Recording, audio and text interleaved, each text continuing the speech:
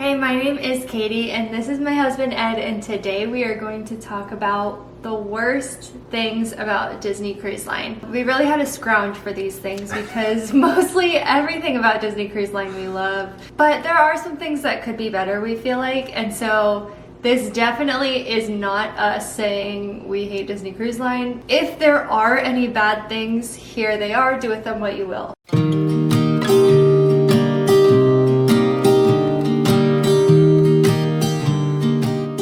I want to start talking about the price because I think everybody wants to talk about the price of Disney, and to be honest, I'm not even sure I would totally put it in the cons list entirely because we love Disney Cruise Lines. We've made a whole other video about it. You can go check that out. And to me, I'll pay whatever for an experience where my kids are going to have a fantastic time. And you can say there's a lot of experiences like that, but we don't think there's anything better than the Disney Cruise Line. However, it's a lot of money. And you got to figure out, how am I going to budget for this to make it worthwhile and to make sure that it fits into your life. We're not recommending that you go into debt to go on a Disney Cruise Line. But for us, we have to be super strategic about our normal everyday spending and our normal budget so that we can save more to put towards these types of experiences. So if there is a con, it's that you have to be more intentional. You have to be more intentional to go on a trip like this that might be more money than you're used to spending. For you, it might be, hey, we're saving up over a few years to go on a Disney cruise. And I promise you, I believe even that will be worth it. But you just have to be mindful of the cost. You will get a lot. See our pros video for that.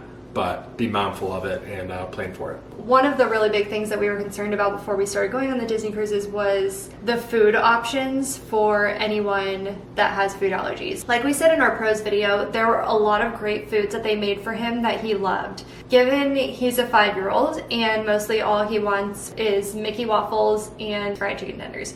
So that was super easy for him. I don't eat wheat or dairy. And so for me, eating dinner every day basically consisted of like a grilled chicken breast and a vegetable and like plain mashed potatoes, which would be fine. Like, it was fine. What's the best part of any meal? It's like the seasoning and the sauce. They never offered to make a gluten-free gravy for me, or like whatever special sauce it was.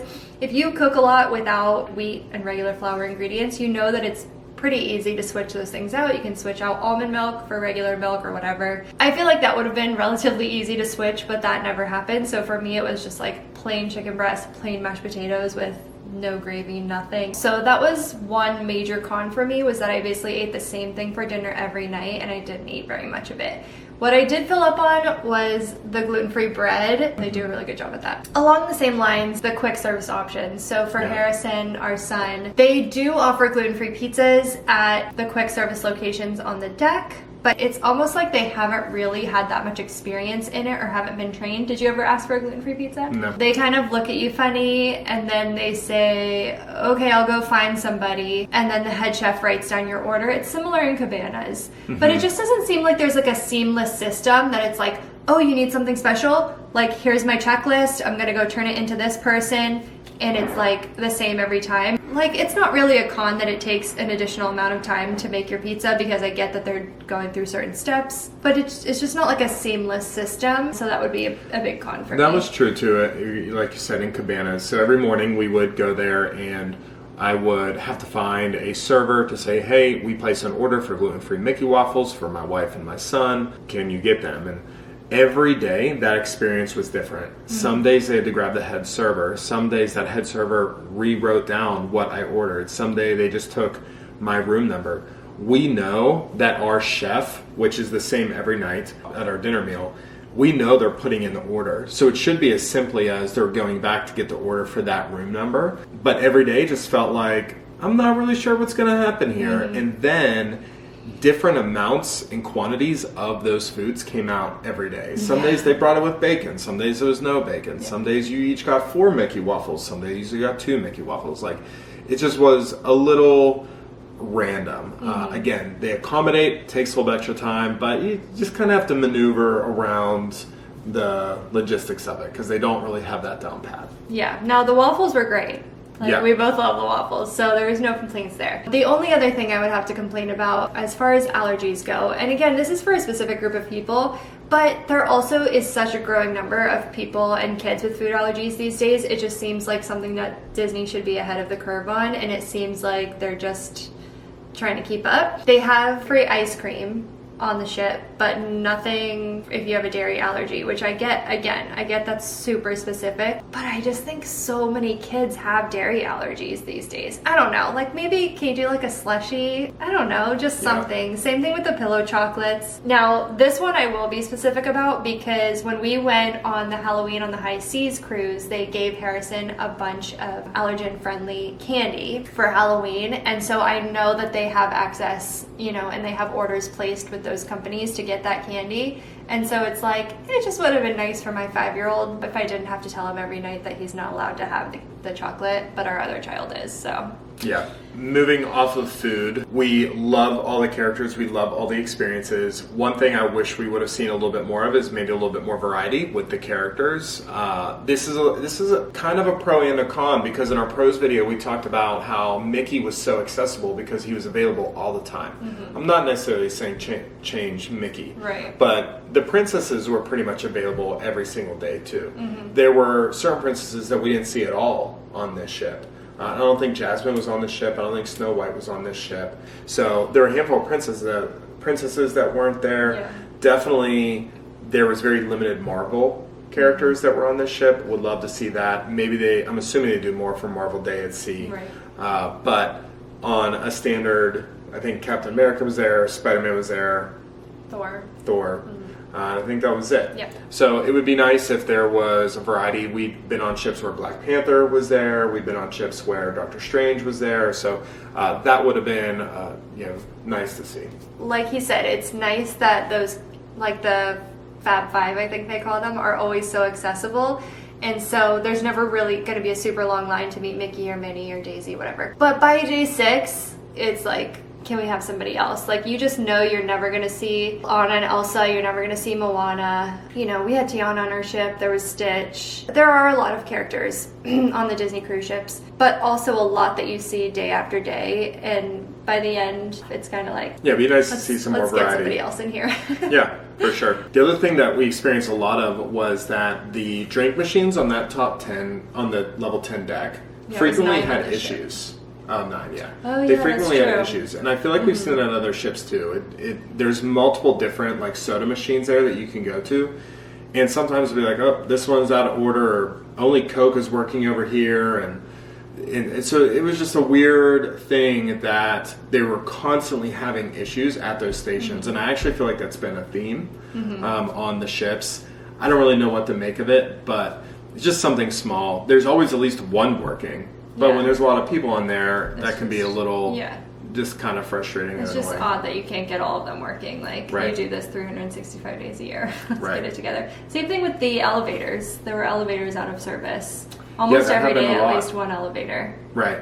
And so it wasn't the end of the world because there's 4 elevators in every elevator area. Little things like that. Didn't ruin it, but it's just kind of surprising that it was constantly popping up. Specifically on the Disney Magic, which we just got off, we've been on the Magic, the Dream, and the Fantasy. And we were a little bit nervous about the Magic because it's smaller, so we didn't know if there would be enough to do for all the kids. We had an age range between 2 and 7.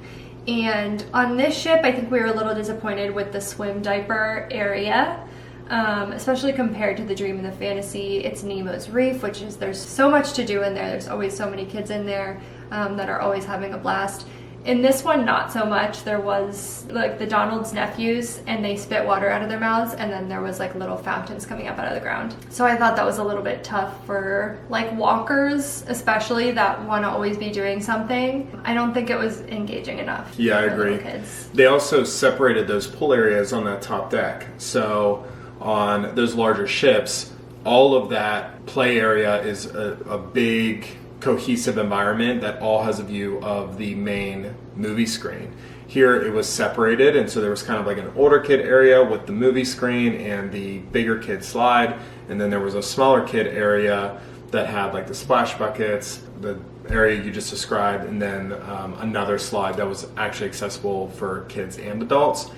And so we spent the majority of our time on that side. So the majority of the trip, we weren't actually in view of that screen. Mm-hmm. This is a Magic Con specific, but it was definitely something that I wish it was all one big area so we could have been able to see the screen the majority of the time. Right. Another thing to keep in mind if you're going with little kids is that the shows are really late, so you're probably not going to get to see them. I think this was the first cruise that we've ever at least tried to go to every show. Yeah. So for the previous 4, we haven't gotten to go to anything because our kids would go to bed too early. So we went to the early dinner, which was at 5. I think it was at 5:30. Yeah. So our shows always started at 8 p.m. and that was like right on the border of should we go to the show or should we just take them to bed, because it's pretty late when you're talking about an hour-long show for a 5-year-old. Alternatively, you wouldn't pick late dinner because late dinner also starts at Exactly. 8, I believe. So Yeah. you're going to choose food, so basically have to sacrifice that. But I think you probably have some understanding of that if you are a parent with young kids, that your night ends a little bit earlier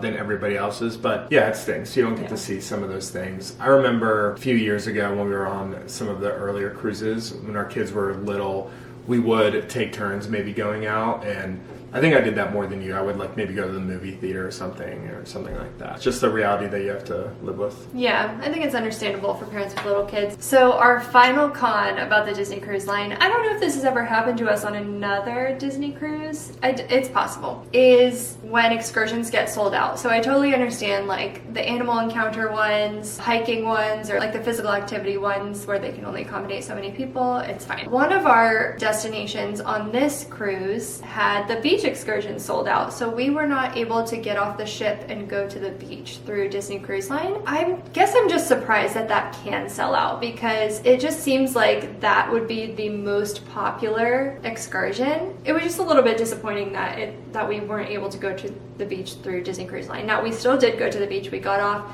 got our own taxi, and went to the beach. I just don't know that everyone would do that, and I think it's something to look into. One that was more specific to me, there are times where the bathrooms in our cabin can just feel very, very small. It's fine. You get through it. You know where you're at. You're on a cruise. I don't care because everything else is awesome. But just to be aware, yeah, you're on a cruise ship. If you're tall, things are going to be maybe a little bit smaller than you're used to. So those are the worst things that we could come up with about Disney Cruise Line. We understand that they're very specific and there weren't very many. But related to the cost of the Disney cruise, we also have a video coming out that's going to be all about how we took a 7-night Disney cruise with 4 people for as cheap as we can possibly imagine it. So we're going to teach you everything that we did, keep the cost way down. And on Ed's channel, he has videos about how you can get free flights and free hotel accommodations. So make sure that you go ahead and check that out. I will link it below. Thank you so much for watching this video. If you have any questions, be sure to leave them in the comments, and we will see you next time. Bye!